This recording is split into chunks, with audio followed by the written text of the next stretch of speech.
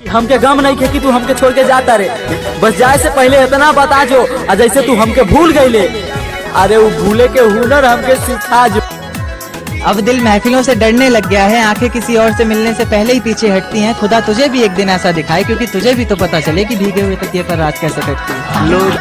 Bholenath recording studio बानावर बिशुनगंज। छोड़ी तोरा चले पिया के महलिया रे। हे रे बोल ना करे जा। हमारा खातिर रोई हो जानी गाँव घर के गलिया रे। पिया के हम सोना का पिया के बाबला तकला अकारी हो गेला। पिया के हम सोना पिया के मोबाइला से कौला अकारी हो गेला। अरे नहीं रे हमके गम नहीं थे कि तू हमके छोड़ के जाता रे।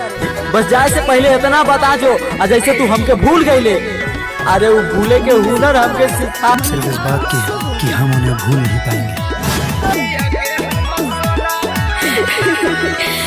बात नहीं होता रे जानुआ हमारा ससुरारिया से। अच्छा। तूने तू केहू जदीता भरत तू गरिया से। सोना बोल ना करे जा।